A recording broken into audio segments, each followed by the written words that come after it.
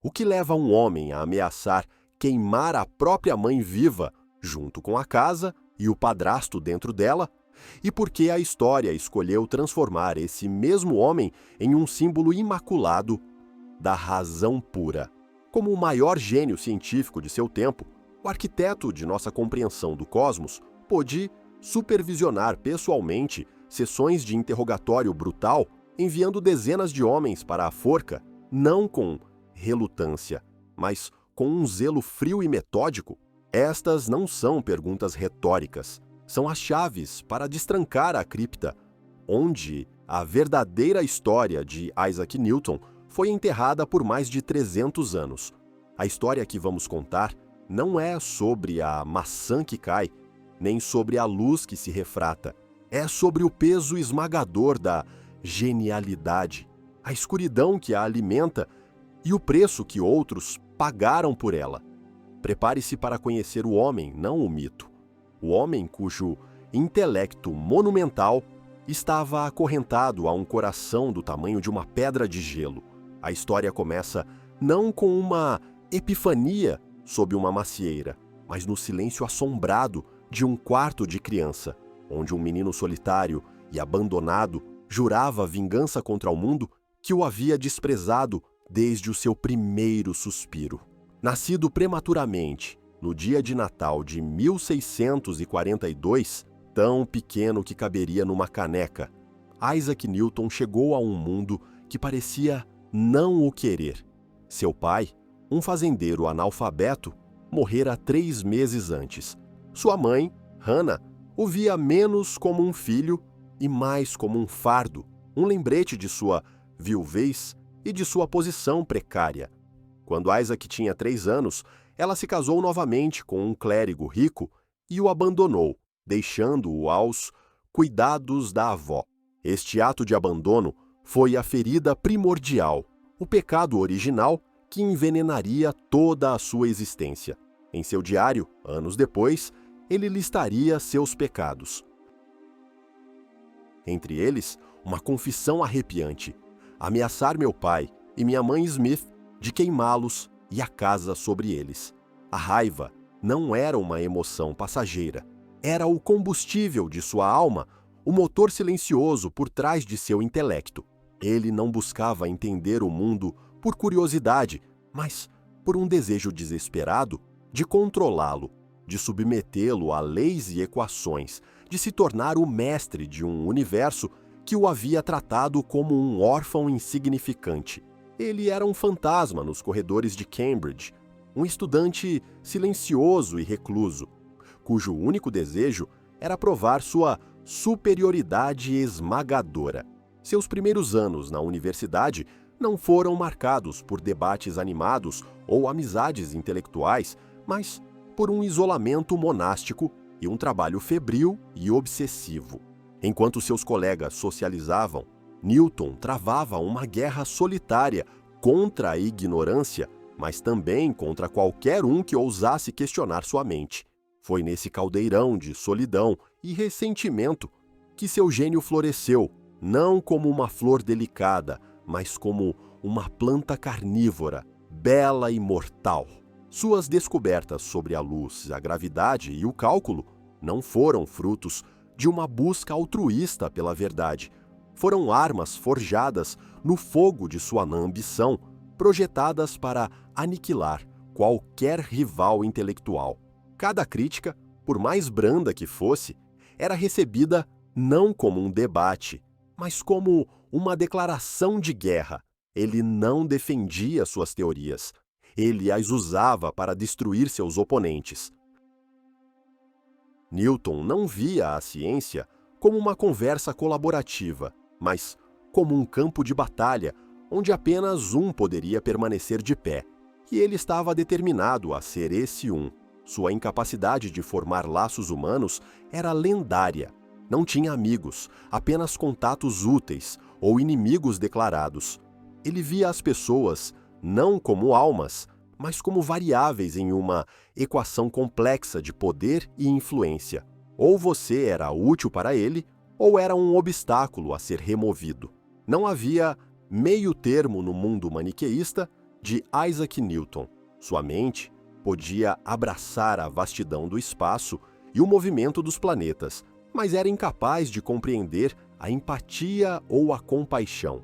Ele era um universo de um só habitante, um sol sem planetas para aquecer. Essa solidão, autoimposta, era sua fortaleza e sua prisão. Dentro dela, ele era invulnerável, um deus de sua própria criação. Mas o preço dessa divindade era um deserto gelado onde nenhum afeto humano poderia florescer. A semente da tirania, que mais tarde definiria seu reinado sobre a ciência britânica, foi plantada nesses primeiros anos de humilhação e fúria. Ele aprendeu cedo que o conhecimento não era apenas poder, era uma arma de destruição em massa, e ele se tornaria o mestre armeiro mais letal da história. A imagem do estudioso ascético, perdido em pensamentos abstratos, é uma ficção conveniente. Por trás da máscara de tranquilidade, fervia um vulcão de ambição e uma necessidade patológica de dominar. Cada teorema era um tijolo em seu império, cada equação, uma lei imposta ao cosmos e aos homens. Ele não estava descobrindo a ordem do universo, estava impondo a sua própria. O mundo lembra-se dele como o homem que nos deu as leis do movimento, mas esqueceu-se convenientemente de que a primeira lei que governou a vida de Newton foi a vingança. E essa vingança seria meticulosa, implacável e duraria a vida inteira. A questão que paira sobre sua juventude não é como um menino tão perturbado se tornou um gênio, mas se seu gênio foi, na verdade, a mais sofisticada e terrível manifestação de sua perturbação. O que você acha? A genialidade pode nascer do ódio? Diga-nos se o trauma de infância de Newton foi a forja de seu gênio ou a jaula de sua alma. Deixe seu comentário. A verdade pode ser mais complexa do que imaginamos. A arma que Newton forjou em Cambridge, afiada pela solidão e temperada pelo ressentimento, não se destinava apenas a conquistar o mundo visível da ciência acadêmica. Em segredo, nos recessos mais profundos de sua mente e em um laboratório trancado a 7 chaves, ele buscava um prêmio muito maior: os segredos do próprio Deus.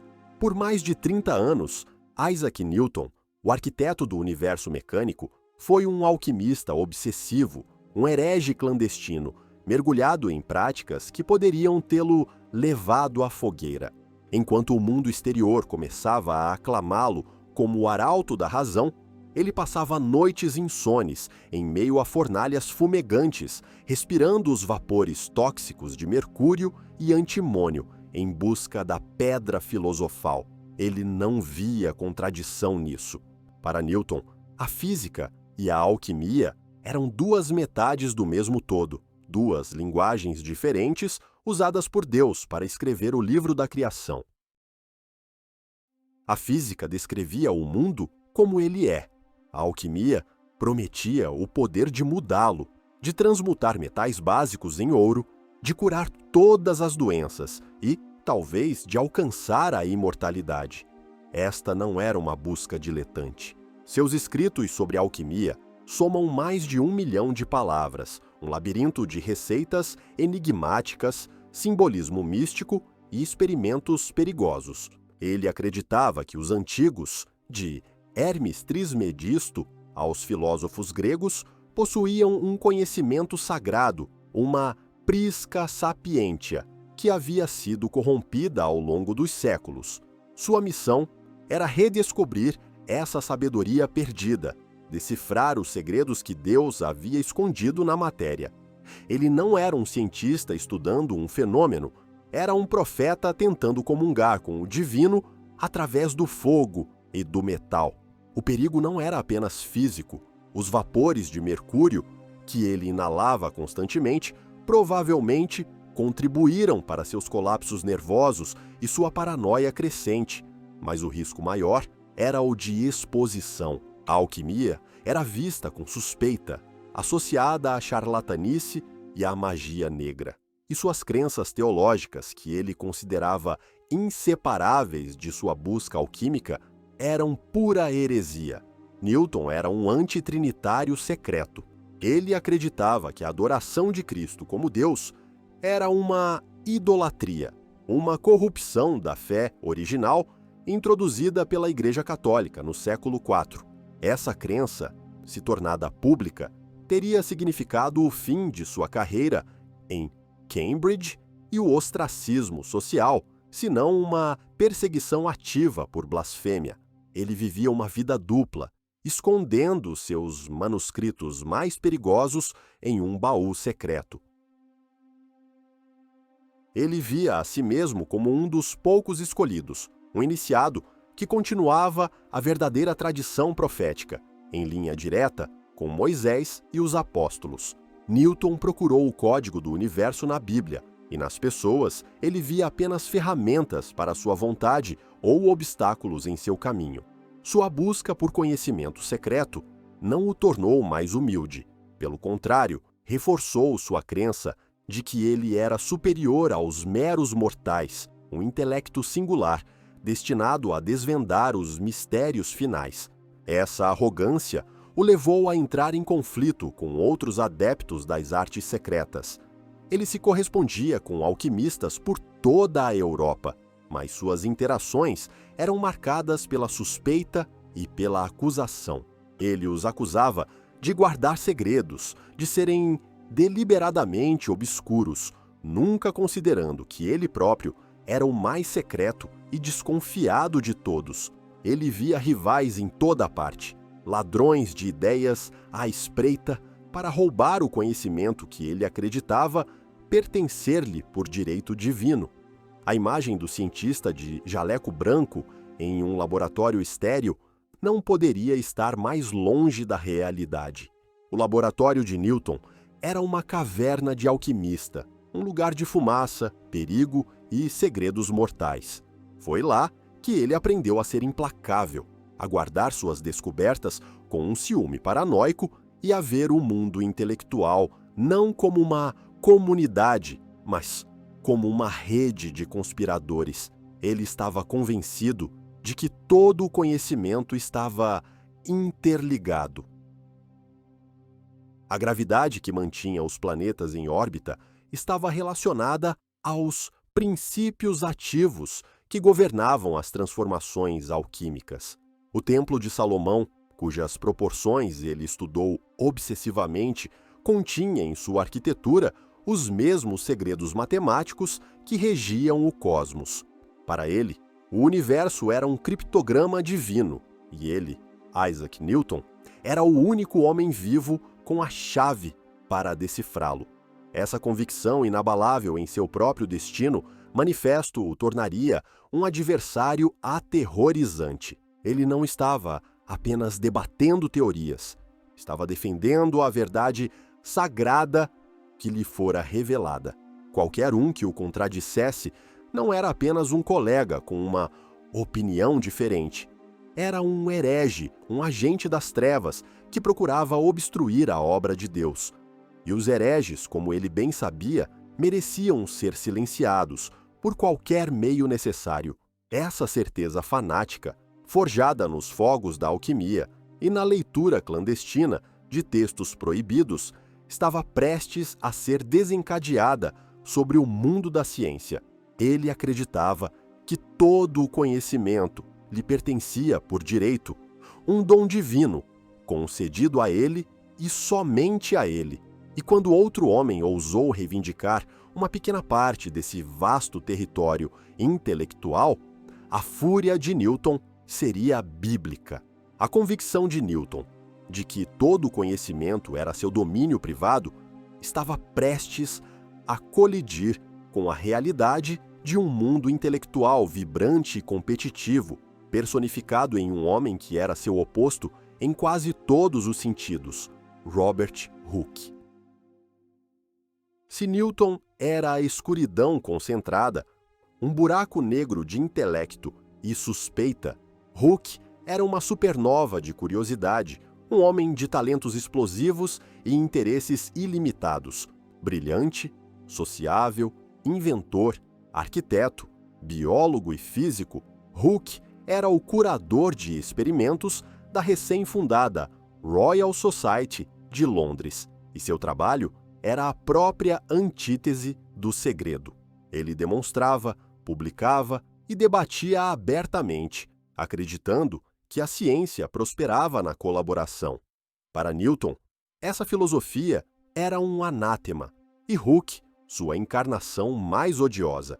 A guerra entre os dois titãs começou em 1672, quando o jovem Newton apresentou seu primeiro artigo à Royal Society, um trabalho revolucionário sobre a natureza da luz e das cores.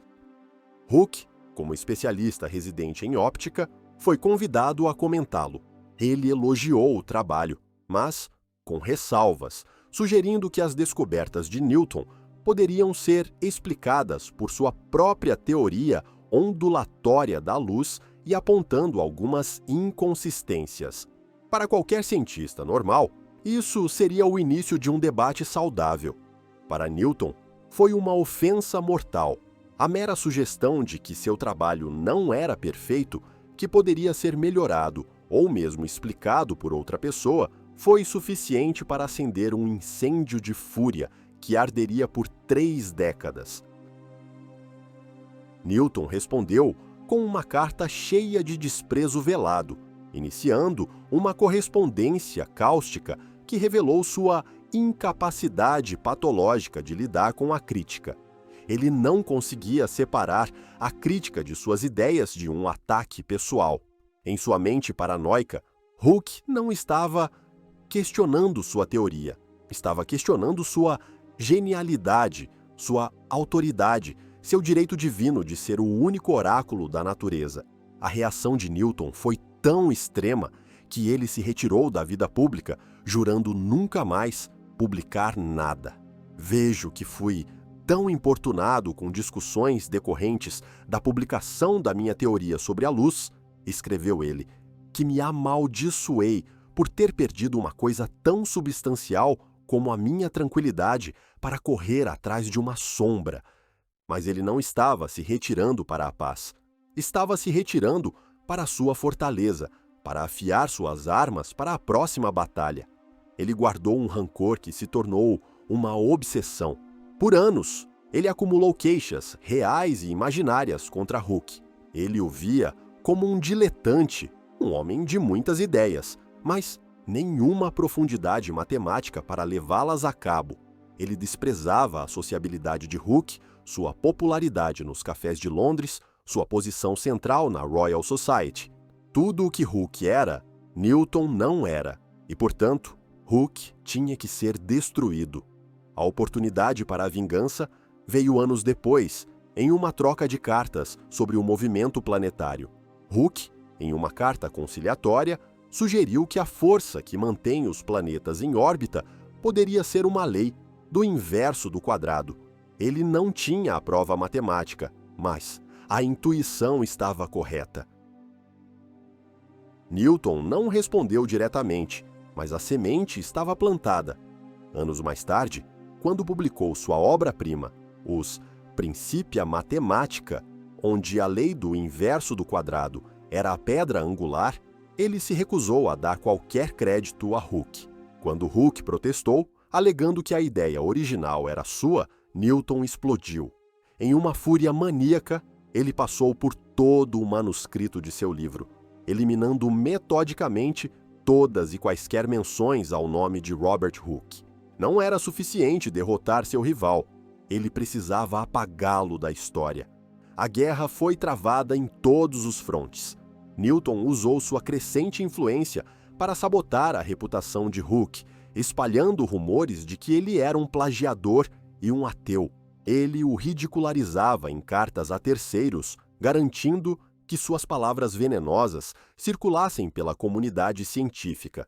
Hooke, um homem de meios modestos e sem os protetores poderosos de Newton, lutou bravamente, mas era uma batalha perdida. Ele estava lutando contra um adversário que não seguia regras, cuja sede de vingança era inextinguível. Na guerra pela posteridade, a primeira vítima é sempre a verdade. Newton não estava interessado, na verdade, da descoberta. Ele estava interessado na aniquilação total de seu inimigo. O clímax dessa campanha de aniquilação, no entanto, só viria após a morte de Hooke. O ato final de vingança de Newton foi tão mesquinho quanto simbólico. Em 1703, Robert Hooke morreu, um homem amargurado e em grande parte esquecido. No mesmo ano, Isaac Newton, finalmente livre de seu maior adversário, aceitou a presidência da Royal Society, o antigo reduto de Hooke. Uma de suas primeiras ações como presidente foi reformar a sociedade. Durante essa reforma, o único retrato conhecido de Robert Hooke, que adornava as paredes da instituição que ele ajudara a construir, desapareceu misteriosamente. Nunca mais foi visto. A maioria dos historiadores acredita que Newton, em um ato final de vingança póstuma, ordenou sua destruição ou removeu pessoalmente. Ele não se contentou em derrotar seu inimigo em vida. Ele sentiu a necessidade de apagar sua própria imagem da face da Terra. Para esmagar um inimigo como Hooke, para garantir que seu legado fosse totalmente eclipsado, Newton precisava de mais do que apenas intelecto superior e vingança mesquinha. Ele precisava de uma arma definitiva, um monumento tão vasto e inexpugnável que silenciaria todos os críticos e o elevaria a um panteão onde ninguém, muito menos um rival como Hooke, jamais poderia alcançá-lo. Esse monumento inexpugnável seria sua obra-prima, a Philosophiae Naturalis Principia Mathematica, ou os princípios matemáticos da filosofia natural. Mas a história de sua criação não é um conto sereno de inspiração divina. É um épico de obsessão, exaustão nervosa e cálculo estratégico forjado no calor da batalha contra Robert Hooke e o resto do mundo. O catalisador foi uma visita do astrônomo Edmund Halley em 1684. Halley, atormentado pelo problema das órbitas planetárias, perguntou a Newton que curva um planeta descreveria se a força da gravidade diminuísse com o inverso do quadrado da distância. Newton respondeu imediatamente: uma elipse. Quando Halley, espantado, perguntou como ele sabia, Newton respondeu calmamente: eu calculei. Ele havia resolvido um dos problemas mais profundos da ciência anos antes, mas, em seu sigilo característico, não havia contado a ninguém. O manuscrito com o cálculo estava perdido em meio a seus papéis. Percebendo a magnitude da descoberta, Halley implorou a Newton que publicasse seus achados. Inicialmente relutante, assombrado pela controvérsia anterior com Hooke, Newton acabou cedendo. Mas o que começou como um pequeno tratado logo se transformou em uma avalanche. A rivalidade com Hooke o impulsionou. A alegação de Hooke de que ele havia lhe dado a ideia da lei do inverso do quadrado acendeu em Newton uma fúria titânica. Ele decidiu não apenas provar a lei, mas construir um sistema completo do mundo, tão abrangente e matematicamente rigoroso que ninguém jamais ousaria desafiá-lo. Ele se trancou por 18 meses em um frenesi de trabalho quase sobre-humano.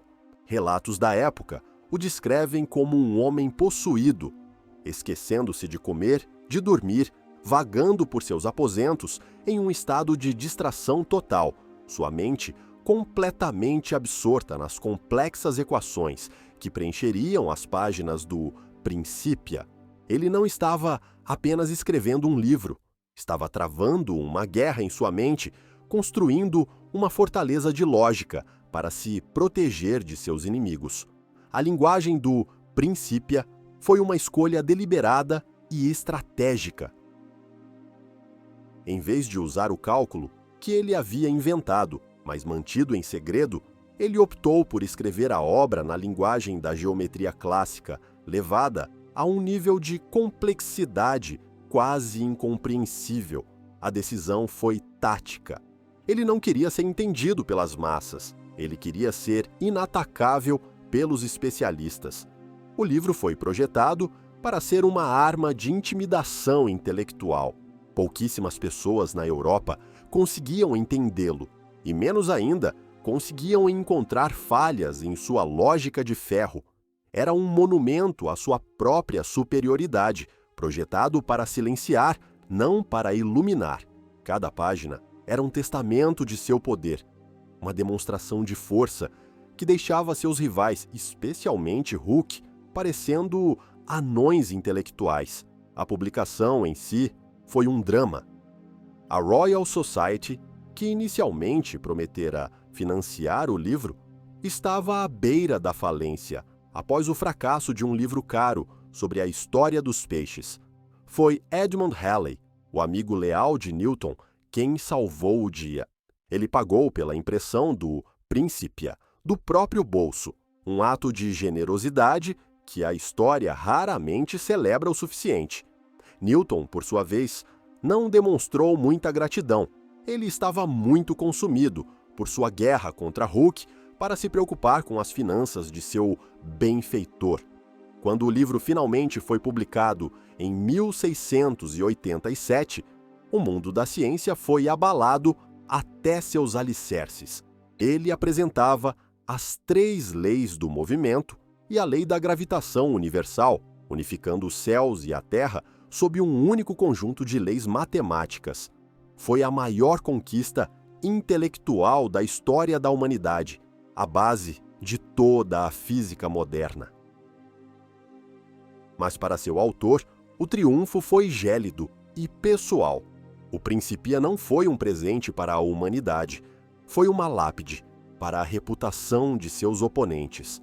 Ele havia construído uma catedral da razão, mas seus motivos eram profundamente irracionais, nascidos do orgulho, da raiva e de uma necessidade avassaladora de provar seu valor. Ele não encontrou alegria na iluminação que proporcionou aos outros, apenas uma satisfação sombria em ter silenciado seus detratores. A obra que explicava o movimento de cada partícula no universo foi impulsionada pela mais mesquinha das emoções humanas, a vingança. E ao fazê-lo, ele estabeleceu um novo paradigma, não apenas para a ciência, mas para o comportamento científico. A genialidade, a partir de então, seria uma desculpa para a arrogância e a busca pela verdade, um disfarce para a busca pelo poder. O Principia deu a Newton uma fama imortal, mas a fama não era suficiente. O poder acadêmico era uma coisa, mas ele ansiava por um tipo diferente de autoridade, um poder mais tangível, o tipo de poder que lhe permitiria não apenas humilhar seus inimigos com palavras, mas esmagá-los com a força da lei. E ele logo encontraria o palco perfeito para exercer essa nova forma de tirania. O que é mais impressionante, a mente que concebeu o universo ou o coração que o fez por vingança? Diga-nos o que você pensa. O Principia foi um ato de pura genialidade ou um monumento à vingança pessoal? Sua opinião é importante, comente abaixo e vamos debater o legado do gênio. O triunfo intelectual do Principia Mathematica transformou Isaac Newton de um professor recluso em uma celebridade nacional, mas a fama e a adulação do mundo acadêmico não saciaram sua sede de poder. Ele ansiava por uma arena onde sua mente implacável pudesse ser aplicada a assuntos mais concretos do que as órbitas dos planetas. Ele queria poder real, influência mundana e, acima de tudo, a oportunidade de impor ordem em um mundo caótico, da mesma forma que havia imposto ordem ao cosmos. Em 1696, ele encontrou essa arena no lugar mais improvável, a Casa da Moeda Real, em Londres. Nomeado para o cargo de guardião e mais tarde promovido a mestre da Casa da Moeda, Newton mergulhou em seu novo papel com a mesma intensidade obsessiva que dedicara à alquimia e à física. Ele não via isso como um cargo cerimonial. Ele o via como uma nova guerra a ser vencida. O desafio era imenso. A Inglaterra estava em meio a uma crise monetária. A cunhagem de prata do país estava em um estado deplorável, com moedas antigas sendo sistematicamente tosquiadas, aparadas em suas bordas por criminosos que derretiam os fragmentos de prata. A falsificação era galopante, minando a confiança na moeda e ameaçando a estabilidade econômica do reino. O submundo de Londres era um ecossistema próspero de falsificadores, tosquiadores e informantes. Newton, o teórico abstrato, transformou-se em um detetive de rua, um caçador de homens. Ele abordou o problema não como um burocrata, mas como um cientista caçando uma presa. Ele aplicou sua mente analítica para reformar os processos da Casa da Moeda, melhorando a qualidade e a segurança das moedas. Mas sua verdadeira paixão tornou-se a aplicação da lei. Ele estabeleceu uma rede de informantes, frequentou bares e tavernas de má reputação, disfarçado, coletando informações. Ele conduziu pessoalmente centenas de interrogatórios, confrontando os criminosos mais endurecidos de Londres. Sua reputação o precedia. Imagine a cena: um falsificador capturado, acorrentado em uma masmorra úmida da Torre de Londres, e a porta se abre para revelar não um guarda brutal, mas o homem mais inteligente do mundo. Newton o encarava com seus olhos penetrantes e frios, desmembrando suas mentiras com a mesma lógica implacável com que desmembrava um problema matemático. Ele não precisava de tortura física. Sua presença e seu intelecto eram instrumentos de terror suficientes. Ele jogava um jogo de gato e rato, oferecendo clemência em troca de informações, transformando membros de gangues uns contra os outros. Ele era um mestre da manipulação psicológica, explorando a ganância e o medo para desmantelar redes criminosas inteiras. Ele não se contentava em supervisionar. Ele estava na linha de frente, caçando homens com a mesma precisão desapaixonada com que rastreava as órbitas dos cometas. Em seus 2 primeiros anos no cargo, ele processou com sucesso mais de 100 criminosos, enviando dezenas deles para a forca em Tyburn. Não havia misericórdia em seu coração. Para ele, esses homens não eram produtos de uma sociedade desigual. Eram erros no sistema, anomalias que precisavam ser corrigidas, eliminadas para restaurar a ordem. A lei era absoluta, como a gravidade, e sua violação exigia a punição máxima. Sua nêmesis, o clímax de sua carreira como caçador de homens, foi o caso de William Chaloner. Chaloner não era um falsificador comum. Ele era um gênio do crime, carismático, audacioso e brilhante à sua maneira. Ele havia montado uma operação de falsificação tão sofisticada que suas moedas eram quase indistinguíveis das verdadeiras. Ele se gabava abertamente de seus crimes, ridicularizava a Casa da Moeda e até mesmo ousou acusar o próprio Newton de incompetência em panfletos públicos. Para Newton, isso era intolerável. Era Robert Hooke, novamente, mas desta vez o desafio não era intelectual, era criminoso e pessoal.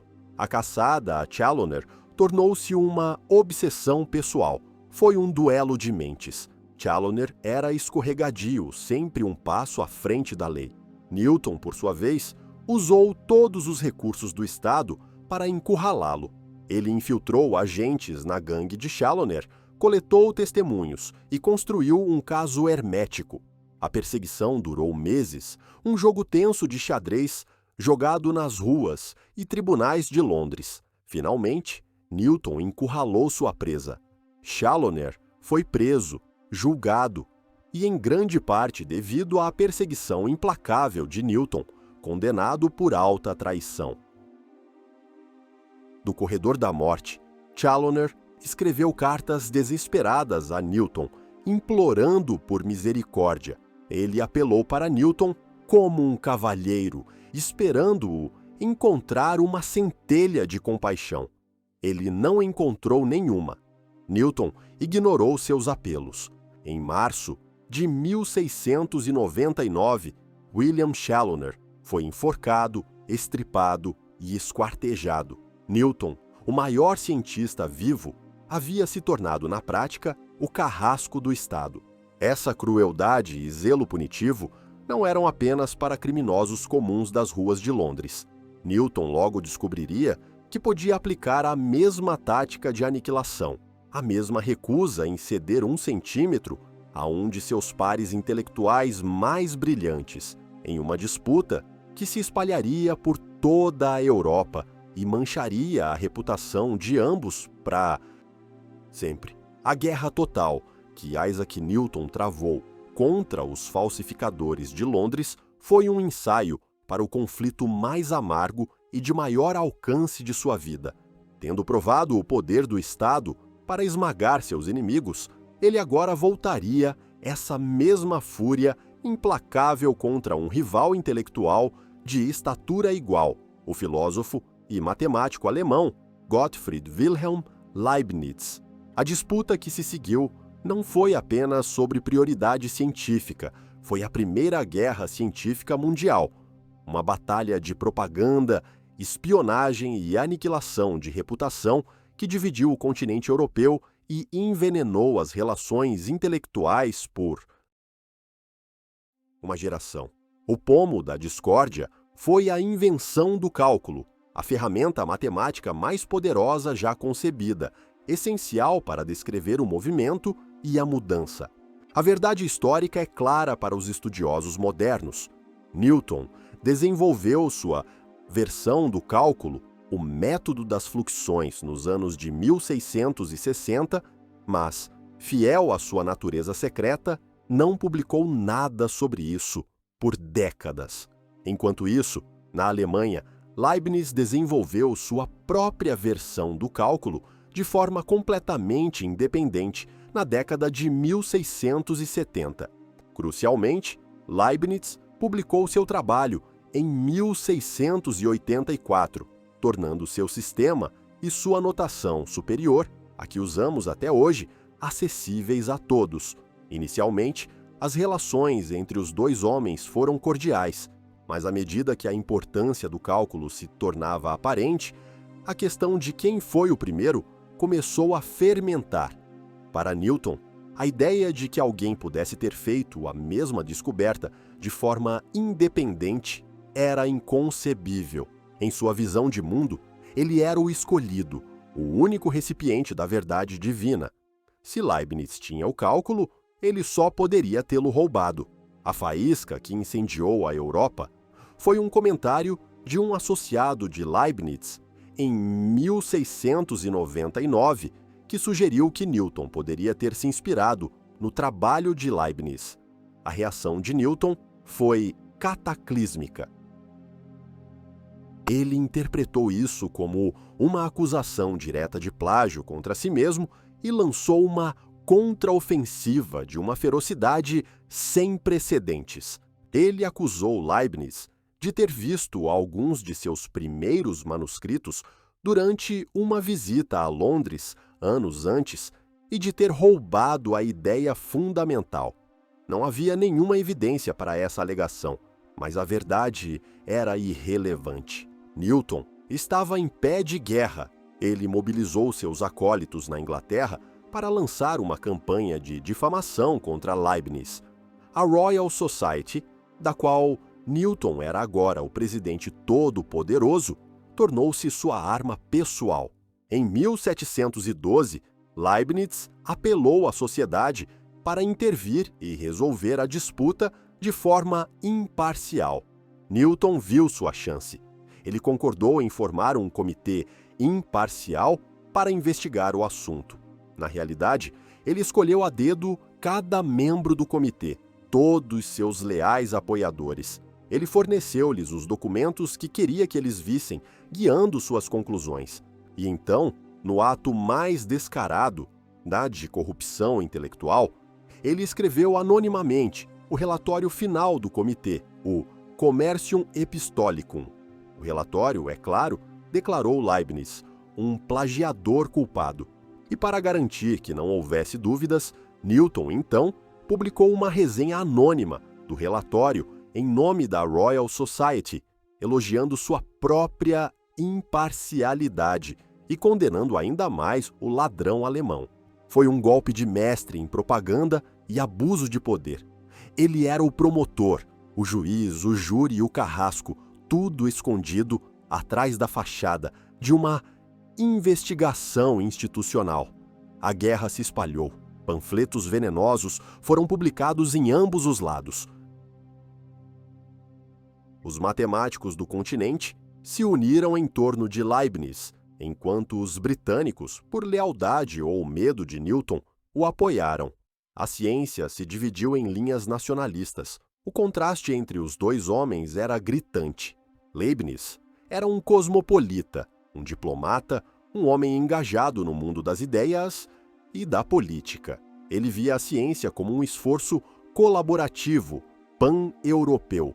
Newton era um nacionalista ferrenho, isolacionista e desconfiado de estrangeiros. Ele não via a ciência como uma república de letras, mas como um império a ser governado.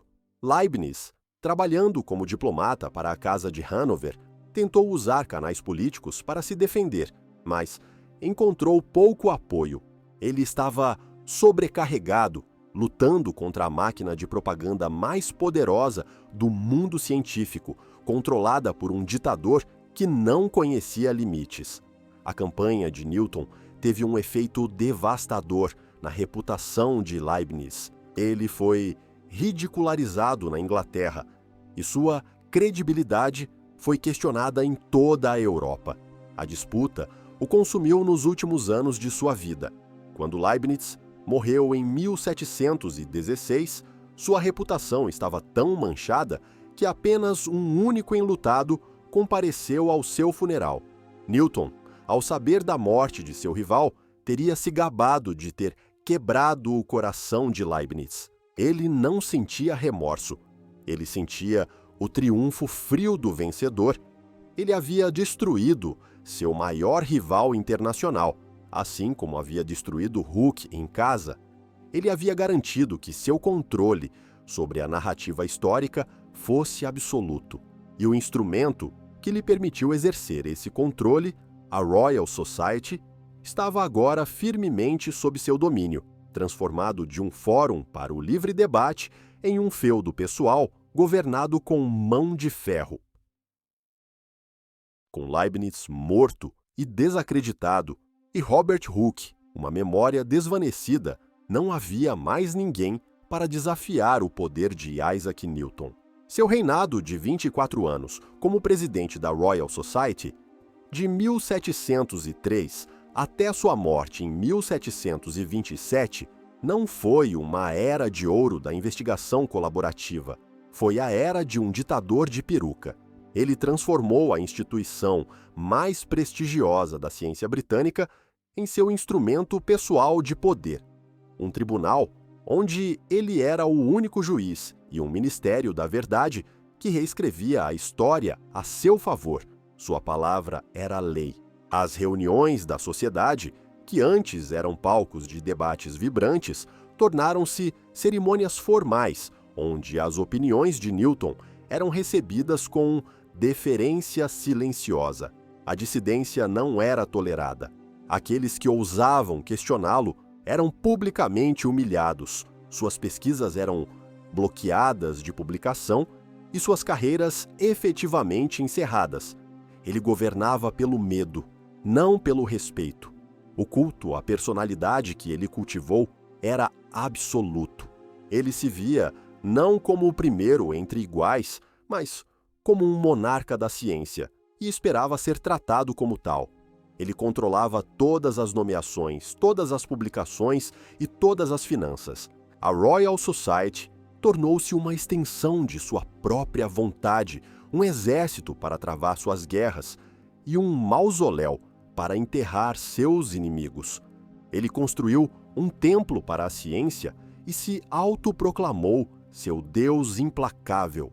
Talvez o exemplo mais chocante de sua tirania tenha sido seu tratamento ao primeiro astrônomo real, John Flamsteed.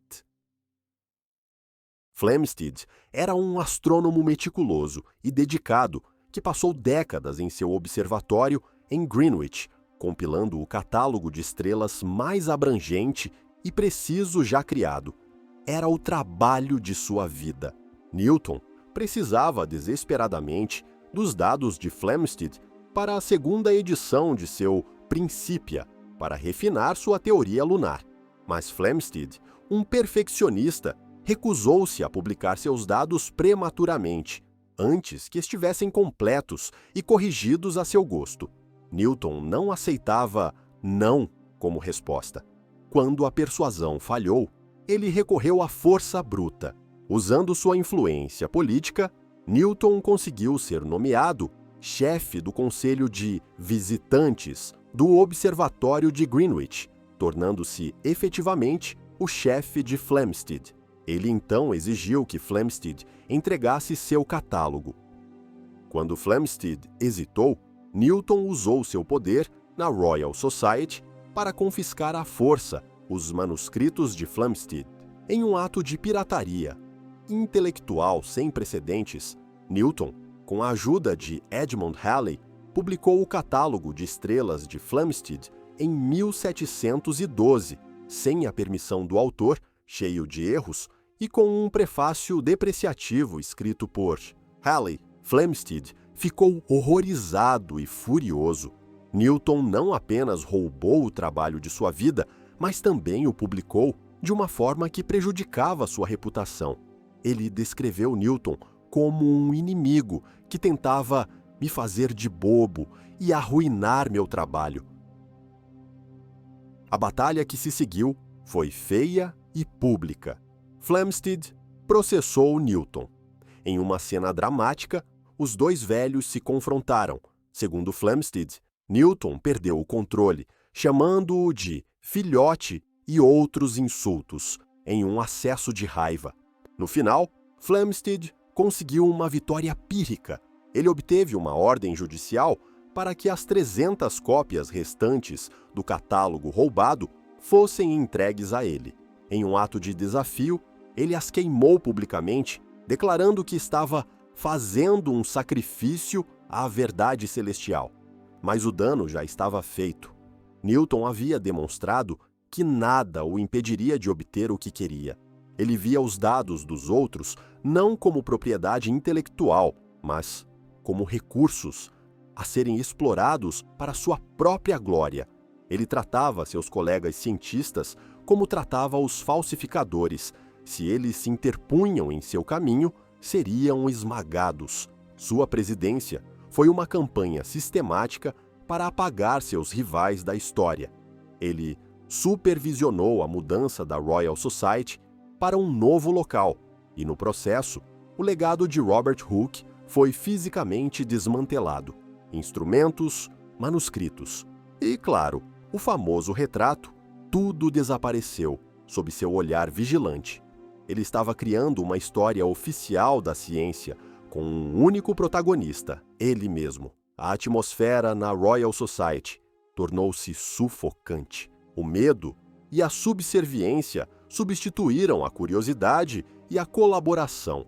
Ninguém ousava apresentar uma ideia que pudesse contradizer as teorias do presidente.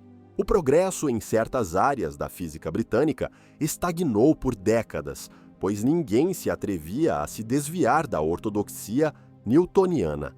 Ele havia vencido todas as batalhas, silenciado todos os inimigos e solidificado seu poder absoluto. Mas mesmo no auge de sua autoridade pública, como o ditador incontestado do mundo científico, sua mente estava preocupada com assuntos muito mais estranhos. Enquanto governava o mundo visível da ciência com um punho de ferro, suas verdadeiras obsessões residiam em um reino invisível de profecias antigas, cronologia bíblica e o cálculo da data exata do fim do mundo. Enquanto Isaac Newton se apresentava ao mundo como o sumo sacerdote da razão, o homem que havia Banido o mistério do universo, com a luz fria da matemática, ele vivia uma vida secreta, que contradizia fundamentalmente essa imagem pública. Em seu santuário interior, Newton não era um cientista do iluminismo, mas um profeta do Apocalipse, um místico consumido pela tarefa de decifrar o que ele considerava a maior de todas as cifras, a própria Bíblia. Seus escritos sobre teologia, profecia e cronologia antiga superam em muito seus escritos sobre ciência, somando milhões de palavras. Para ele, a ciência não era o objetivo final, era apenas uma ferramenta, um degrau para entender a mente de Deus. Sua verdadeira paixão, o trabalho que ele acreditava ser sua missão mais importante na Terra, era restaurar a verdadeira religião que ele acreditava ter sido corrompida séculos atrás. Ele mergulhou nos textos sagrados com a mesma intensidade analítica que aplicou à órbita da Lua. Ele acreditava que a Bíblia, particularmente os livros de Daniel e do Apocalipse, não era uma coleção de alegorias morais, mas um roteiro preciso e criptografado do futuro da humanidade, escrito por Deus. Cada número, cada metáfora, cada evento descrito continha um significado oculto. Sua tarefa, como um dos escolhidos de Deus, era decodificar essa profecia, usando sua prodigiosa habilidade matemática e um conhecimento enciclopédico de textos antigos. Ele se dedicou a calcular a data do fim do mundo. Ele não era um lunático de rua com uma placa. Ele era Isaac Newton, aplicando o mesmo cérebro que descobriu a gravidade a um problema de escatologia. Após décadas de cálculos complexos, ele chegou a uma conclusão. Ele previu que o mundo não terminaria antes do ano de 2060. Ele não via isso como especulação, mas como uma certeza matemática, derivada da decifração do código de Deus. Essa obsessão com o tempo profético estava ligada à sua crença herética no antitrinitarismo. Ele acreditava que a corrupção da Igreja começou em 380 depois de Cristo, no Concílio de Constantinopla, com a grande apostasia que estabeleceu a doutrina da Trindade. Para ele, este foi o momento em que o Anticristo começou seu reinado na Terra, personificado no papado. Seus cálculos sobre o fim do mundo eram, portanto, também uma arma em sua guerra teológica secreta contra a Igreja de Roma. Sua busca pelo conhecimento proibido não se limitava aos textos. Ele ficou obcecado com a arquitetura do Templo de Salomão, acreditando que suas dimensões e layout não eram arbitrários, mas um modelo do próprio cosmos. Ele via o templo como uma representação física das leis divinas que governavam tanto o céu quanto a terra. Seus desenhos e cálculos sobre o templo são incrivelmente detalhados, uma tentativa de reconstruir não apenas um edifício, mas um sistema de conhecimento perdido. Ele acreditava que a mesma harmonia matemática que regia o movimento dos planetas estava embutida nas proporções do templo, uma prova da unidade da criação de Deus. Este trabalho era o centro de sua vida intelectual. A física e a matemática, as disciplinas que o tornaram famoso, eram em sua mente secundárias. Eram apenas o prolegômeno, o estudo introdutório à obra muito mais importante de compreender o plano de Deus para a história. O contraste entre o Newton público e o privado é vertiginoso. O mundo via o racionalista de peruca, o presidente da Royal Society, que exigia provas empíricas. Mas em seu escritório, à luz de velas, estava o místico, o numerólogo, o profeta que vasculhava textos antigos em busca de pistas sobre a segunda vinda de Cristo. Ele vivia em uma fronteira tênue entre a genialidade e a loucura, aplicando as ferramentas da primeira às obsessões da segunda. Essa dualidade explica muito sobre sua personalidade. Sua arrogância e seu senso de superioridade não vinham apenas de seu intelecto, mas de sua crença de que ele era um instrumento da providência divina, um dos poucos seres humanos, desde os tempos bíblicos, a quem fora permitido ver a verdade. Sua crueldade para com seus inimigos pode ser vista sob essa luz. Eles não eram apenas rivais, eram obstáculos à obra de Deus, agentes da corrupção e da falsidade que ele fora destinado a expurgar. Ele se via em uma guerra cósmica, e as batalhas mesquinhas da Royal Society eram apenas escaramuças terrenas nesse conflito maior. Ele estava sozinho nessa guerra. Sua heresia o isolava da igreja e seu misticismo o separava de seus colegas mais racionalistas. Ele não podia compartilhar sua paixão mais profunda com ninguém. Essa busca obsessiva por segredos divinos, por uma comunhão direta com a mente de Deus, apenas aprofundou o abismo que já o separava do resto da humanidade, espelhando e reforçando seu completo isolamento das conexões humanas e do calor do afeto. A mesma mente que podia conter a vastidão do cosmos e a cronologia da história divina era um deserto estéril quando se tratava de emoções humanas. A tragédia final de Isaac Newton não foi a de um gênio incompreendido, mas a de um homem que, ao desvendar os segredos do universo, perdeu a capacidade de se conectar com uma única alma dentro dele. Sua vida pessoal não foi uma vida, foi a ausência de uma. Ele construiu um império intelectual, mas reinou sobre ele em absoluta e gélida solidão. A afirmação mais citada sobre sua vida privada é que ele morreu virgem. Embora impossível de provar conclusivamente, é quase certamente verdade e serve como um símbolo poderoso de sua desconexão do mundo da carne e do sentimento. Ele não tinha amantes, nem esposa, nem filhos.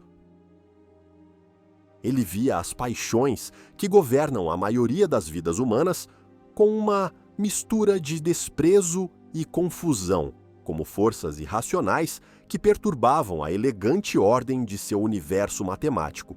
Sua incapacidade de formar laços ia além do romance. Ele não tinha amigos no sentido verdadeiro da palavra. Tinha aliados, subordinados, patronos e discípulos, mas ninguém que pudesse penetrar a fortaleza de gelo que ele construiu ao redor de si mesmo. As pessoas em sua vida eram peões em seu tabuleiro de xadrez a serem movidos e sacrificados para seus próprios fins. Edmund Halley, o homem que financiou o Príncipia e o apoiou incansavelmente, foi tratado com uma frieza que beirava o desdém. John Locke, o grande filósofo, foi talvez o mais próximo que ele teve de um amigo, mas até mesmo essa relação foi marcada por longos períodos de silêncio e pela suspeita paranoica de Newton. O único vislumbre de calor humano em sua longa vida foi seu relacionamento com sua sobrinha, Catherine Barton.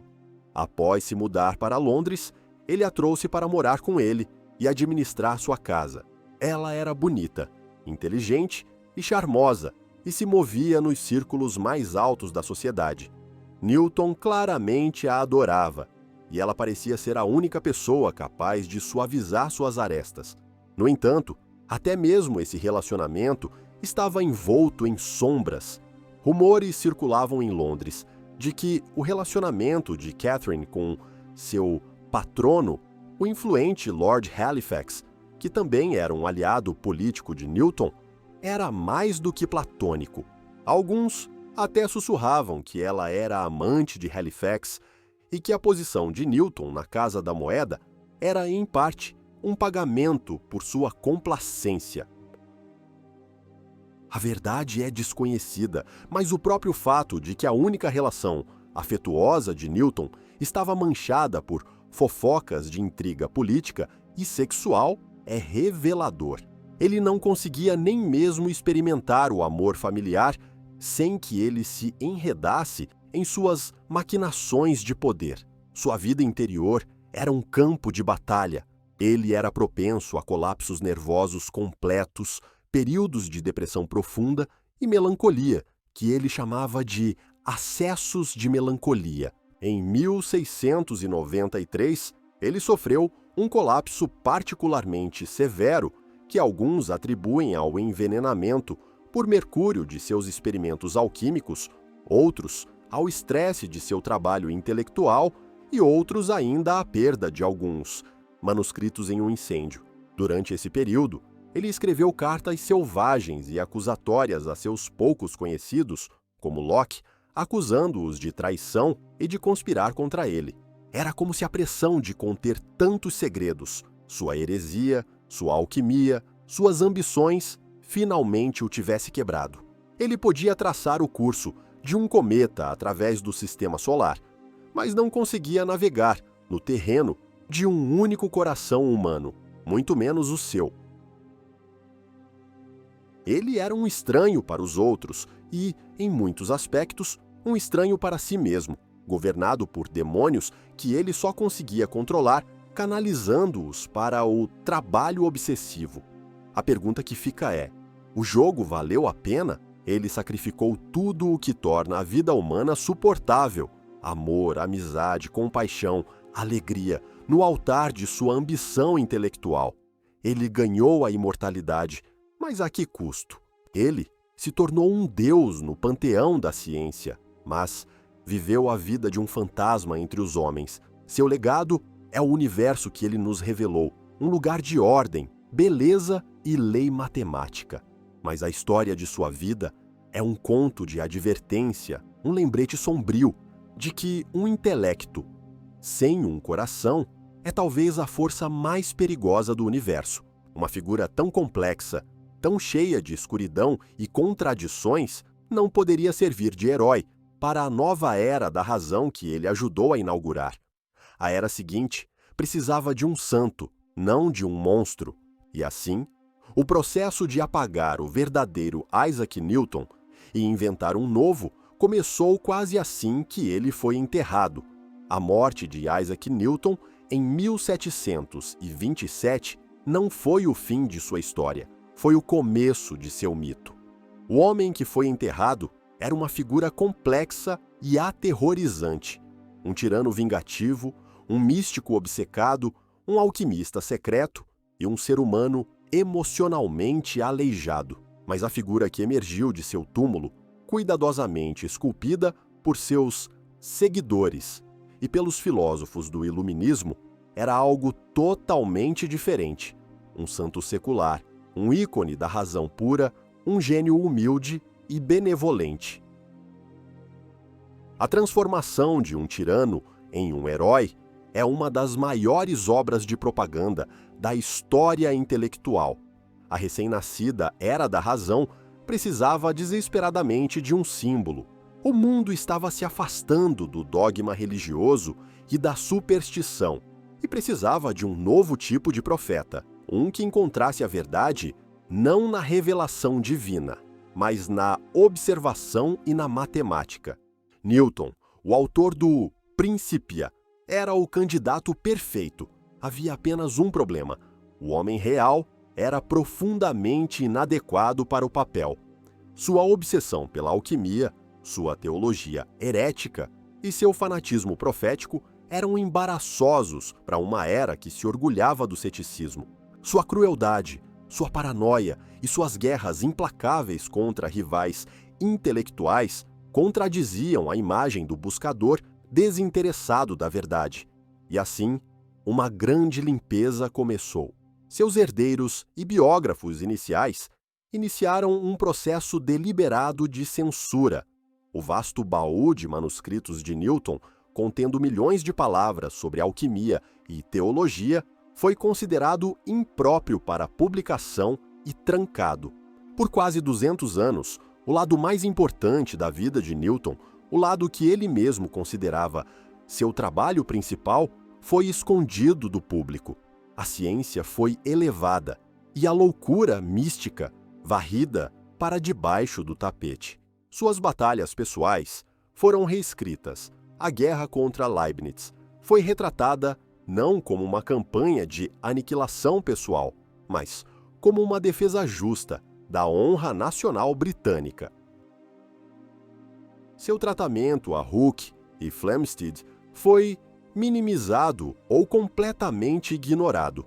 Sua brutalidade como mestre da Casa da Moeda foi transformada em um exemplo de seu zelo pelo serviço público.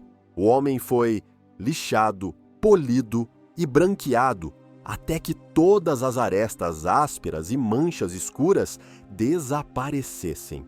O principal arquiteto desse mito foi o filósofo francês Voltaire. Foi ele quem popularizou a história mais famosa e duradoura sobre Newton, a lenda da maçã.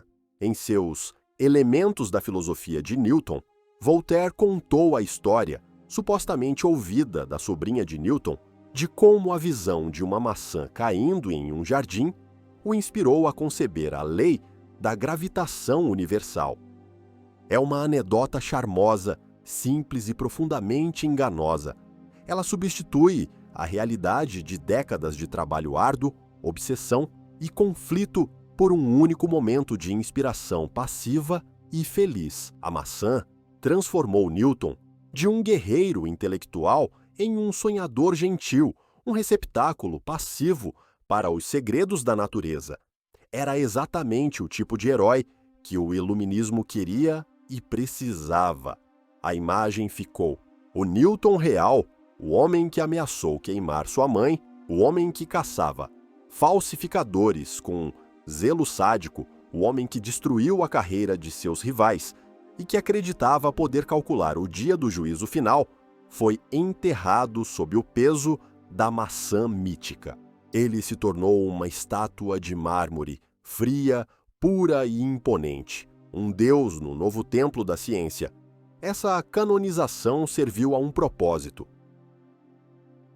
O mito de Newton inspirou gerações de cientistas, tornando-se um símbolo do poder da mente humana para compreender o universo, mas também criou um ideal perigoso e falso, a noção de que o gênio existe em um plano moral separado, que as falhas de caráter de um grande pensador são irrelevantes para suas realizações. Hoje, os arquivos foram abertos, os manuscritos secretos de Newton foram estudados. A verdade, em toda a sua complexidade desconfortável, está disponível para nós. Não podemos mais nos esconder atrás da fábula da maçã. Somos forçados a confrontar o homem em sua totalidade, o gênio e o monstro, inextricavelmente entrelaçados. E isso nos deixa com uma escolha inquietante, não sobre Newton, mas sobre nós mesmos. A história nos deu um herói de mármore, escondendo o homem de carne, osso e escuridão. Agora a escolha é sua. O que serve melhor à humanidade? Uma lenda inspiradora que nos impulsiona para a frente? Ou uma verdade brutal que nos força a questionar a natureza da própria grandeza? Deixe sua escolha nos comentários. O verdadeiro debate está apenas começando.